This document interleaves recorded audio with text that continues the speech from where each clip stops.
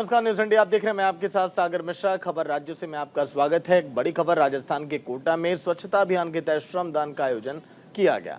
इस दौरान केंद्रीय उद्योग और वाणिज्य मंत्री पीयूष गोयल और लोकसभा अध्यक्ष भी वहां कोटा पहुंचे। महावीर नगर इलाके में श्रमदान में हिस्सा लिया। इस दौरान केंद्रीय मंत्री पीयूष गोयल ने कहा है कि राष्ट्रपिता महात्मा गांधी ने स्वच्छता अभियान की आजादी के पहले से शुरुआत कर दी थी और देशवासियों को इसका संदेश दिया था।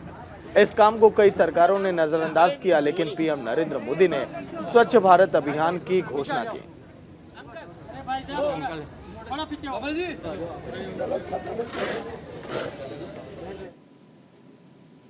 पूज्य महात्मा गांधी जी ने जो स्वच्छता का अभियान आज़ादी के पहले से शुरू किया और जो हमें सबको संदेशा दिया था कि जितना जरूरी स्वतंत्रता है उतना ही जरूरी स्वच्छता है, उस कार्य को वर्षों वर्षों तक लोगों ने नज़रअंदाज किया।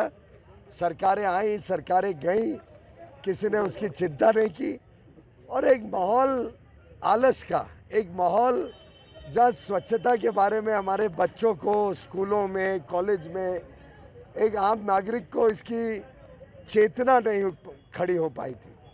माननीय प्रधानमंत्री जी ने 15 अगस्त 2014 को जब स्वच्छ भारत अभियान की घोषणा की, तब कांग्रेस के विपक्षी दल के नेताओं ने खिल्ली उड़ाई।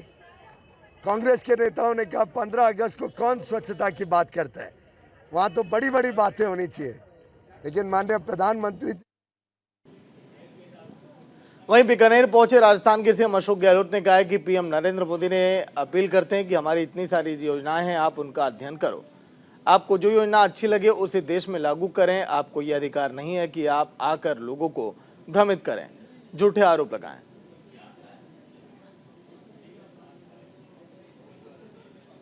प्रधानमंत्री जी को रिक्वेस्ट करिए, आप राजस्थान में आओ, आप आए, आपके जो मंत्री लोग आए, सबका कैंपेन करने का हक है, पर कम से कम एक तो हमारी योजना है, पहले उसकी स्टडी कर लो। इतनी शानदार योजना है, इतनी सारी योजना है, हर राज्य सरकारें हमारी योजनाओं को आधार बना करके फैसले कर रही है, गारंटी दे रही राज्यों के अंदर अपने। तो आप उनका अध्ययन करवाओ और उसमें जो आपको लगे मुफीद, आप केंद्र सरकार में कानून बनाओ।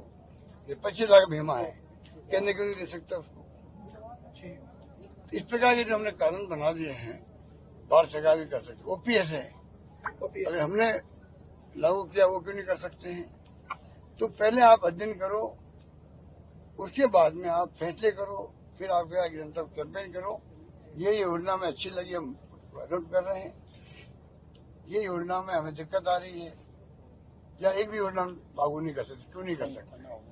जिस राज्य में कैंपेन कर रहे हो उस राज्य में क्या क्या योजना चल रही है, आप आके झूठे आरोप लगाओ, झूठे लोगों को भ्रमित करो, ये आपको अधिकार नहीं है। आप आओ, हमारी योजना की स्टडी करके आओ, उसके जवाब दो। नंबर 1। नंबर 2, एक गारंटी दो कि अगर हमारी गवर्नमेंट आएगी तो हम एक स्कीम बंद नहीं करेंगे, ओपीएस बंद नहीं करेंगे। तो पीएम नरेंद्र मोदी तेलंगाना के दौरे पर हैं, जहां पर बड़ी बड़ी सौगातें दे रहे हैं। देखिए आप। धन्यवाद महोदय। ఇక భారతదేశాన్ని మహోన్నతంగా తీర్చిదిద్దాలనే సంకల్పం, సమస్త విశ్వాన్ని ఒక్కతాటిపై తీసుకురావాలనే వసుదైవ కుటుంబకం అనే నినాదం ప్రతిబింబిస్తూ నిస్వార్థమైన వ్యక్తిత్వానికి పెట్టింది పేరు మన ప్రియతమ ప్రధానమంత్రి శ్రీ నరేంద్ర మోదీజీ.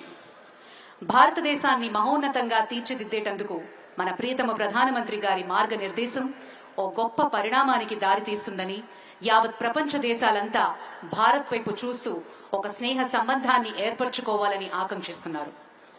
అత్యున్నత ప్రజాస్వామ్య దేశంగా స్వావలంబన వైపు పరుగులు పెడుతూ ఆత్మనిర్భర్ భారత్గా అగ్రస్థానంలో ఉంది.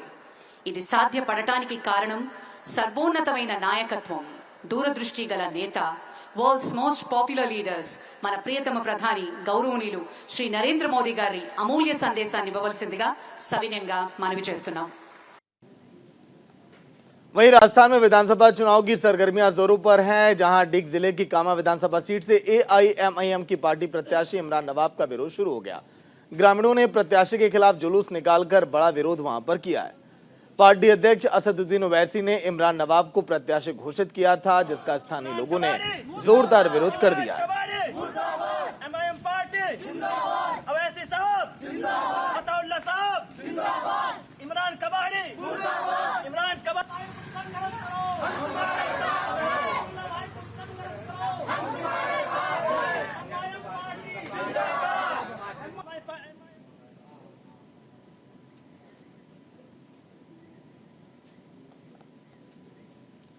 चलिए सीधे अब चलेंगे तेलंगाना, जहां पर पीएम नरेंद्र मोदी का संबोधन आपको सुनाते हैं। देश में त्योहारों का मौसम शुरू हो गया है। संसद में नारी शक्ति वंदन अधिनियम को पास कराकर हमने नवरात्र से पहले ही शक्ति पूजा के भाव को स्थापित कर दिया है।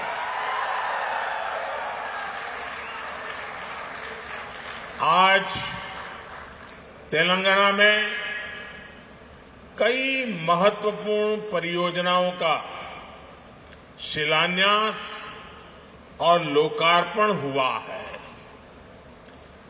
इससे यहां उत्सव का रंग और खिल उठा है। मैं तेलंगाना के लोगों को 13,500 करोड़ रुपए की 13,500 करोड़ रुपए की योजनाएं,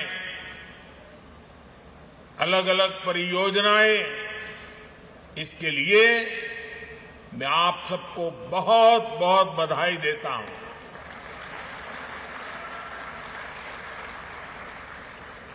ना कुटुंब सभ्युल्लारा, मुझे खुशी है कि आज मैंने कई ऐसे रोड कनेक्टिविटी प्रोजेक्ट का शिलान्यास और लोकार्पण किया है जिससे यहां के लोगों के जीवन में बहुत बड़े बदलाव आएंगे। नागपुर विजयवाड़ा कॉरिडोर के जरिए तेलंगाना, आंध्र प्रदेश और महाराष्ट्र में आवाजाही बहुत आसान होने वाली है। इसके कारण इन तीनों राज्यों में ट्रेड, टूरिज्म और इंडस्ट्री को भी काफी बढ़ावा मिलेगा। इस कॉरिडोर में कुछ महत्वपूर्ण इकोनॉमिक हब्स इसकी पहचान की गई है। इसमें 8 special economic zone, 5 mega food park, 4 fishing seafood cluster, 3 pharma and medical clusters और 1 टेक्सटाइल क्लस्टर भी होगा। इसके कारण हनमकोंडा, वारंगल, महबूबाबाद और खम्मम जिलों के युवाओं के लिए रोजगार के अनेक अवसर खुलने वाले हैं। इन जिलों के किसानों की फसलों में भी फूड प्रोसेसिंग के कारण वैल्यू एडिशन हो पाएगा। ना कुटुंब सभ्युलारा, तेलंगाना जैसे लैंड लॉक्ड स्टेट के लिए ऐसी रोड और रेल कनेक्टिविटी की बहुत जरूरत है जो यहां बने सामानों को समुद्री तट तक पहुंचाएं और इनके एक्सपोर्ट को बढ़ावा दे। दुनिया का बाजार मेरे तेलंगाना के लोग कब्जा करें। इसी कारण देश के कई प्रमुख इकोनॉमिक कॉरिडोर तेलंगाना से होकर के गुजर रहे हैं। ये सभी राज्यों को ईस्ट और वेस्ट कोस्ट से जोड़ने का माध्यम बनेंगे। हैदराबाद विशाखापट्टनम कॉरिडोर का सूर्यपेट खम्मम सेक्शन भी इसमें बहुत मदद करने वाला है। इसके कारण ईस्ट कोस्ट तक पहुंचने में मदद मिलेगी, साथ ही इंडस्ट्रीज और बिजनेस के लॉजिस्टिक कॉस्ट में बहुत कमी आएगी। जकलेर और कृष्णा सेक्शन के बीच बन रही रेलवे लाइन भी यहां के लोगों के लिए काफी महत्वपूर्ण होगी। ना कुटुंब सभ्युलारा भारत टर्मरिक का, हल्दी का प्रमुख उत्पादक, उपभोक्ता और निर्यातक देश है। तेलंगाना में यहां के किसान भी बड़ी मात्रा में हल्दी की पैदावार करते हैं।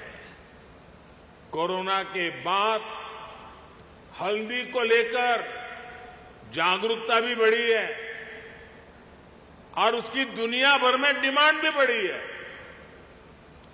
आज ये आवश्यक है कि हल्दी की पूरी वैल्यू चेन में उत्पादन से लेकर निर्यात और रिसर्च तक और अधिक प्रोफेशनल वे में ध्यान देने की जरूरत है, इनिशिएटिव लेने की जरूरत है।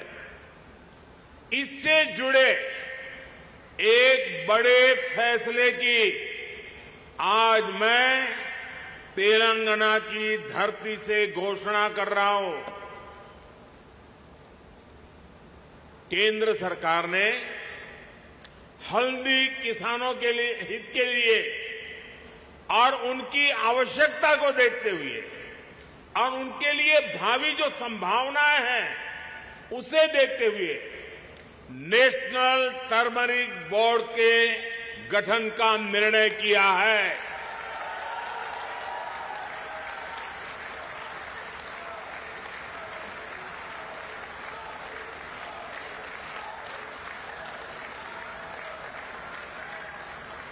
National turmeric board supply chain में वैल्यू एडिशन से लेकर इंफ्रास्ट्रक्चर के कार्यों तक किसानों की मदद करेगा। मैं तेलंगाना और देश के सभी हल्दी पैदा करने वाले किसानों को नेशनल टर्मरिक बोर्ड की उसके गठन के लिए बहुत बहुत बधाई देता हूं।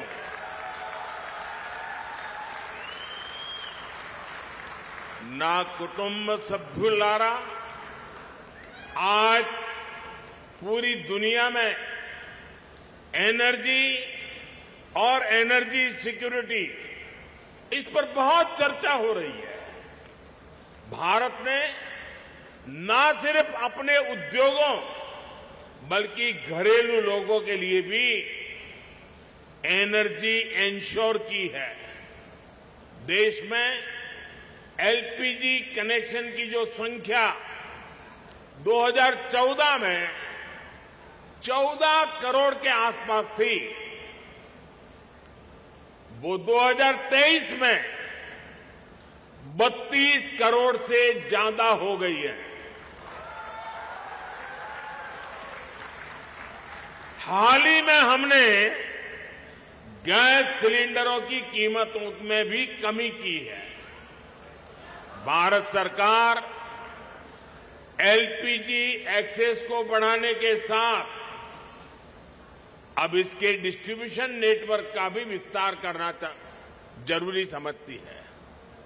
हासम चेरलापल्ली एलपीजी पाइपलाइन अब इस क्षेत्र के लोगों को एनर्जी सिक्योरिटी देने में बहुत बड़ी सहायता करेगी।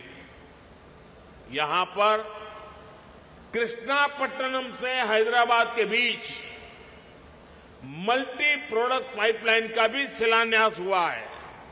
इसके कारण तेलंगाना के विभिन्न जिलों में हजारों डायरेक्ट और इनडायरेक्ट जॉब भी बनेंगे। ना कुटुंब सभ्युल्लारा, मैंने आज हैदराबाद केंद्रीय विश्वविद्यालय में विभिन्न भवनों का उद्घाटन किया।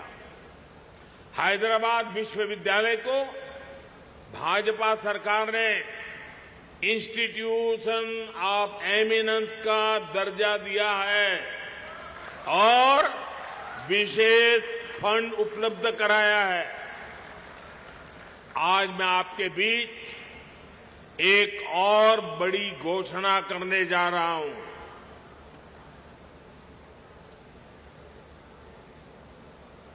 भारत सरकार मुलुगु जिले में एक सेंट्रल ट्राइबल यूनिवर्सिटी की स्थापना करने जा रहा है।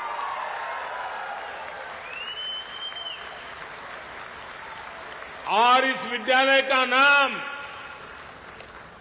पूजनीय आदिवासी देवियां समक्का सारक्का के नाम पर रखा जाएगा। Sammakka Sarakka central tribal university, इस पर 900 करोड़ रुपया खर्च किए जाएंगे। मैं तेलंगाना के लोगों को इस सेंट्रल ट्राइबल यूनिवर्सिटी के लिए बहुत बहुत बधाई देता हूं। एक बार फिर तेलंगाना के लोगों को उनके प्रेम और स्नेह के लिए मैं बहुत बहुत धन्यवाद देता हूं। अभी तो मैं सरकारी कार्यक्रम में हूं, तो मैंने अपने आप को वहीं पर सीमित रखा है। अब 10 मिनट के बाद मैं जरा खुले मैदान में जाऊंगा।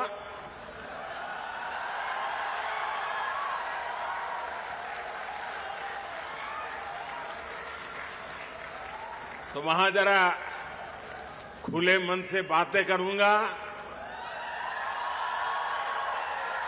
अरे मैं वादा करता हूं,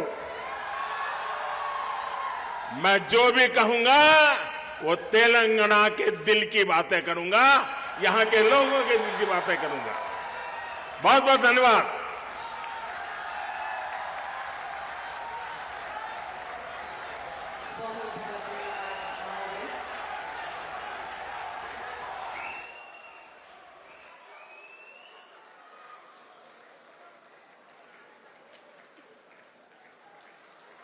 की ये बड़ी सौगात तेलंगाना वासियों को।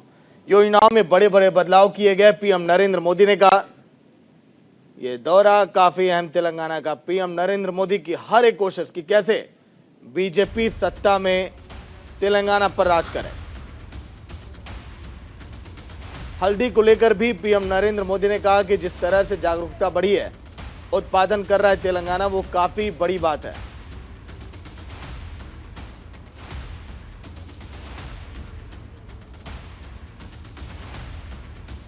पीएम नरेंद्र मोदी ने बड़ी सौगात दी है तेलंगाना को।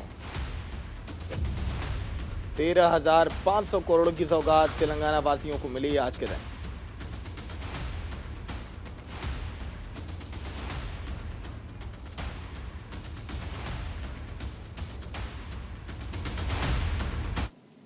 वहीं राजस्थान में कड़ी सुरक्षा के बीच आरएएस प्री भर्ती परीक्षा का आयोजन किया गया। प्रदेश के 2158 केंद्रों पर यह परीक्षा प्रदेश भर में आयोजित की गई। वहीं चित्तौड़गढ़ जिले में 23 परीक्षा केंद्रों पर यह परीक्षा आयोजित की गई। परीक्षा सुबह 11 बजे से शुरू होकर दोपहर 2 बजे तक वहां पर हुई है। परीक्षा केंद्रों पर नकल रोकने के लिए कड़े इंतजाम भी वहां पर किए गए।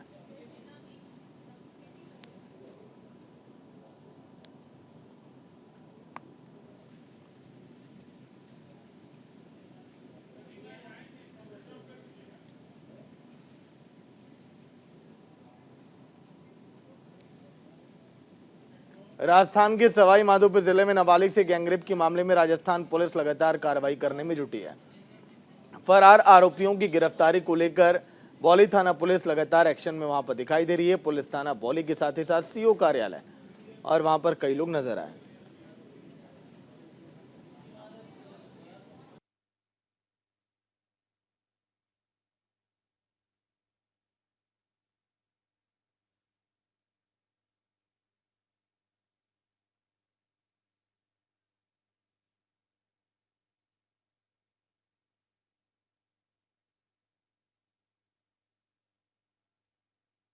नंबर 222/23 28 जून 2023 को थाना बौली पर दर्ज हुआ था, जिसमें एक नाबालिग किशोरी के साथ में सामूहिक दुष्कर्म किया गया था 4 आरोपियों द्वारा, जिनमें से एक मुख्य आरोपी बाबूलाल मीणा खिरकड़ी का पहले ही गिरफ्तार हो चुका है तथा 2 आरोपी जिन्हें आज ही गिरफ्तार करके न्यायालय में पेश किया जाएगा। उनके नाम है, एक का नाम राजू उर्फ राजमल मीणा, दूसरे का नाम है मुंशी लाल मीणा, जटलाव से है, दोनों जटलाव से है। एक अन्य आरोपी नितेश मीणा की तलाश लगातार जारी है। उड़ीसा के जगतसिंहपुर में हंडिया गांव के ग्रामीणों ने विस्थापन के खिलाफ आवाज उठाई। लोगों का ये कहना है कि कंपनी पिछले करीब 18 सालों से धोखा दे रही है। लोग पिछले काफी समय से परिवहन, शिक्षा और आवास संबंधी समस्याओं से वहां पर जूझ रहे हैं, लेकिन आर्सेलरमित्तल नेपाल स्टील कंपनी इस ओर कोई भी ध्यान नहीं दे रही है। आखिरकार प्रभावित क्षेत्र के लोगों ने लिखित में विस्थापन को लेकर शिकायत अब दर्ज कराई है और जमकर प्रदर्शन किया, प्रशासन से गुहार भी लगाई है।